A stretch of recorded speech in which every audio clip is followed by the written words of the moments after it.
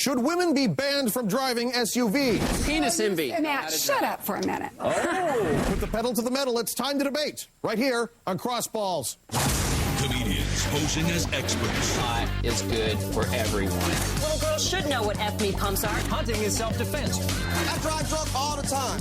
Debating real people. I'm not gay. Totally immoral. Who don't know the show is fake. That's a lie. You're an idiot. Die. Out of the crossfire, beyond hardball.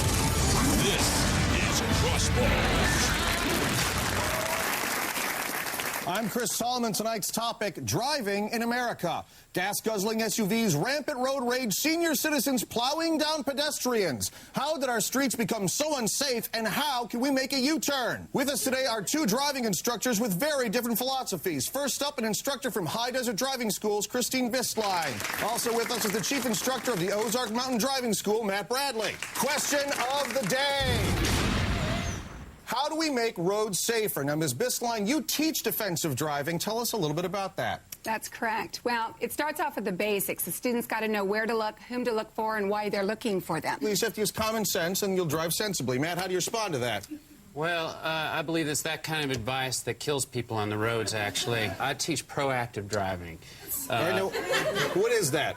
Well, you see, defensive driving, it's scared driving is what it is. You're always worried about, okay, I got to follow this far behind the car in front of me based on speed. No, in my school, we're learning how to pass that car. We're not learning how to follow that car.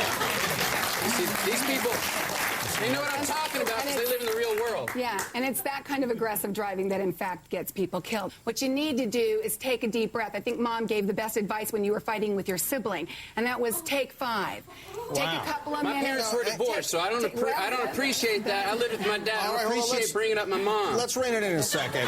Now, what about the basic common things? I'm sure you guys can agree on, like, hands at 10 and 2 o'clock. That's something that's basic driving. Wrong. No? 9 and 3. We've got airbags today. You got your hands at 10 and 2. That airbag deploys. You end up with 2 black eyes or 2 broken forearms. I don't believe in 9 or 3 or 10 and 2. I believe at one hand on 12 and one hand free to do what you got to do.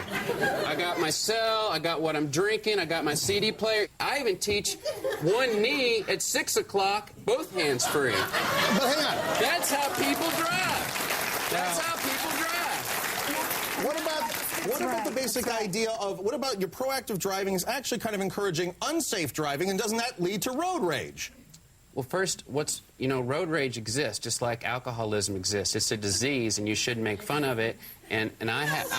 Are you saying it's not? Road rage is a disease. I'm inflicted with road rage. You don't think so? We all have a little road rage, but let me tell you, there's one thing to have it and another thing to act on it. And if you're acting on it, that's a problem. First off, you're getting a little emotional. Can I say a couple of things here? Not at all. Fire away. Not at all. And this is going to tick her off, but you're getting emotional because, well, you're a woman, okay? Hold on. Let me compliment you for a second. Let me compliment you. Women are awesome at gymnastics, it's true, at cooking, at choosing color schemes. That's what you're good at. Men are good at driving. Men are good at driving. I don't think so. We got to move on. One out of every 4 new vehicles sold in the U.S. is an SUV. Why are SUVs so popular right now? Matt, let's start with you. Well, like she was saying earlier, we're in a new road out there. The times are different, and people need a bigger, safer car. That's why they're getting SUVs, because SUVs are bigger and safer. Of course they're safer. When I'm in my SUV, I can see over every car out there. You might as well hand them a gun. Let's move on. We have with us here a video. This is from your website, Matt. It examines the important qualifications for owning an SUV. Let's take a look at that. Do you know what SUV stands for? Sports utility vehicle. Nope. Seldomly useful for vagina. Excuse me, ma'am. Can we look inside your boyfriend's SUV? It's not my boyfriend. I'm sorry, your husband's SUV? Not my husband. And you drive this around with the baby in it? Yep. You feel that's responsible? I do. Why are you driving your husband's car today? It's my car, actually. Stop fooling me. Stop fooling me. I support the lesbians. I think you guys should be allowed to be married. You That's know a good saying? stereotype. Yep, girls in trucks, definitely a lesbian. Is this your mom's car? No, it's mine. All right. Are you for gay marriage? Hell no. You're not? Not at all. Then you gotta get SUV, my friend. Why? Well, you look like a gay marriage supporter, if you know what I'm saying. I'm not, bro. All right. Well, it's like you're driving around with a pink dress on, basically. All right, now, in that you weren't really talking about qualifications, you're just harassing people based off your stereotypes. This is what I'm saying. A lot of women say, hey, men use the SUV as a phallic symbol. And I believe it, too. And let me tell you, everyone, a big penis is something to be admired. A big vagina is not.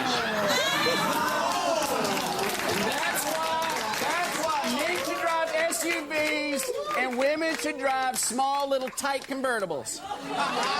You don't want to throw the hot dog down the hallway. You know what I'm saying, Chris? Whatever hole you crawled out of, crawl back in, my friend. You haven't got it right. The hole I crawled out of was nice and tight. That's all I gotta say. Now, coming up, drinking and driving. What do we do about it? It's enough to drive you to drink. This and more on Crossballs when we return. If you don't know how to do it, I drive drunk all the time.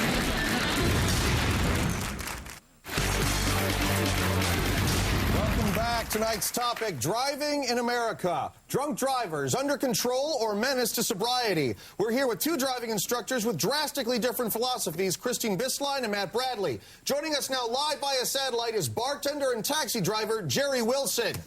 Hey, what's up, man? Hey, the big question.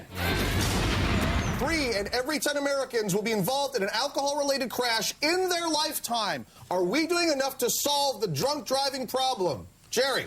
I'll tell you what the drunk driving problem is the problem is that people don't know how to drink and drive. I feel like the laws unfairly target people like me, people who are professionals. I'm a bartender and a cab driver, so sometimes it's necessary for me to drink and drive. Well, but I don't have that now because I lost my license due to a DWI. Well, I don't understand. You say people have to drink and drive. Why do you have to drink and drive? You're a bartender. Come on, man. People offer me shots. They buy me drinks. I got to drink them. If I don't drink them, I don't get tipped as much. And I tell you something else, too. I'm safer than most non-intoxicated drivers. I practice all the time. I practice walking the line and putting my finger to my nose and all stuff like that. I ain't never hit nobody. Well, correct me if I'm wrong on this, but it sounds to me like you're not really practicing drunk driving. It sounds like you're practicing for a DUI test, and, I mean, that's not really safe driving at all. Doesn't driving drunk put innocent people in danger, Christine? Absolutely, absolutely. Well, not if you don't know how to do it. Exactly. If you know how to do it like me, I do. I know how to. I drive drunk all the time. Matt, I never hit nobody. That's what I'm talking about, Chris. You agree with this guy? Yeah, it's the proactive. If you know how to do it, then do it. That's what the man's saying. I always say, the faster you get home, the faster you can sober up. Oh, no, that's wrong. Now, common sense. That's what we teach. Common sense. That's not common sense. Let's move on. Isn't talking on a cell phone almost as dangerous as driving while intoxicated? Matt. Yep. Yes, without question. Talking on a cell phone. I'm sure you'll agree with me on this. Probably the only thing I'll agree with you on. Well, it is this. Only if you're a woman, it's dangerous. That's the thing. Whoa. Hold on. This is the facts. This is the facts, people. When men are on a cell phone, they are TCOB. You know what that means? I don't dare Taking care of business, and you don't know because you don't take care of business. That's usually what they are doing. They're taking care of business, and they're not Women are concentrating doing on what? driving. The phone's not dangerous. It's the person with the phone that makes it dangerous. I'm not living in a romance novel. I'm living in the real world. People have to multitask. That's what people are doing these days. You got to. In my school, you learn how to do that. You learn how to be on the phone and drive at the same time. On your website, you talk about something like if you're going to be on the phone, you're going to drive in English. What does that even mean? Drive in English? You messed up what I say. I said that bilingual speaking people that know 2 languages or more, are more dangerous on the cell phone than people who only know 1 language because they have more than 1 language going through their head while they're driving. So they got. It's true. If you have more than 1 language, you're going more than one's going through your head. And if you're a woman, you're gossiping to such a point that you're getting in an excited state, and I wouldn't trust you driving anything heavier than a shopping cart. All right, we are. Don't clap. Don't clap for yourself. Well, no one else is. Well, there's a good reason for that. We're running out of time. Let's jump into the quick balls round.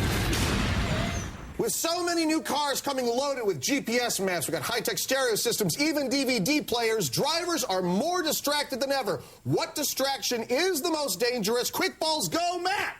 Chris, it would have to be vanity plates. Everybody these days has a vanity plate, and people are always trying to drive up on a vanity plate going, what does that say? I'm trying to read it, and that causes accidents. That's why in my school, I'm sure Dr. Death over there doesn't teach this. In my school, we teach speed reading of vanity plates, so people can know right away. If it says 2HTCKZ, I know 2 hot chicks are driving, maybe lesbians. Oh, God.